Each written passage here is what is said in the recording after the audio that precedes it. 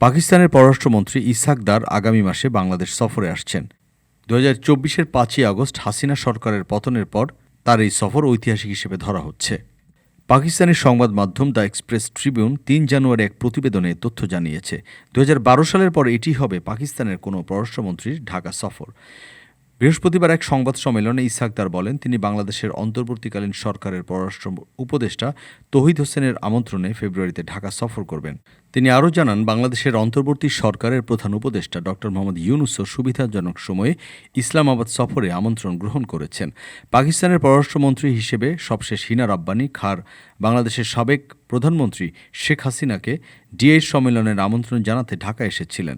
Express ট্রিবিউনের খবরে বলা হয়েছে, শেখ হাসিনার 15 বছরের শাসনামলে বাংলাদেশ ও পাকিস্তানের সম্পর্কে টানাপোড়েন চলে। ভারতের সাথে সম্পৃক্ততা থাকায় আওয়ামী লীগ নেত্রী শেখ হাসিনা পাকিস্তানের বেশ কয়েকবার প্রচেষ্টা সত্ত্বেও দুদেশের সম্পর্ক উন্নয়নে কোনো চেষ্টা করেননি। তবে গত বছরের আগস্টে রক্তাক্ত বিদ্রোহে শেখ হাসিনার পতনের পর বাংলাদেশ পাকিস্তানের সম্পর্কে যথেষ্ট উন্নতি লক্ষ্য করা যাচ্ছে। আগস্টের পর এই দুদেশের মধ্যে সর্বোচ্চ পর্যায়ে বেশ কিছু যোগাযোগও হয়েছে। বাংলাদেশ পাকিস্তানের রপ্তানির উপর নিষেধাজ্ঞা উঠিয়ে নিয়েছে, যা দ্বিপক্ষীয় বাণিজ্য বৃদ্ধিতে সহায়তা করবে। এছাড়াও দুই দেশ সমুদ্রপথে সরাসরি বাণিজ্য শুরু করেছে। বাংলাদেশকে ভাতৃদেশ আখ্যা দিয়ে দার বলেন, ঢাকাকে সব রকমের সাহায্য করতে প্রস্তুত পাকিস্তান। আর এ কারণে এরই মধ্যে ভারতের কলিজা কাঁপাকাঁপি শুরু হয়ে গেছে।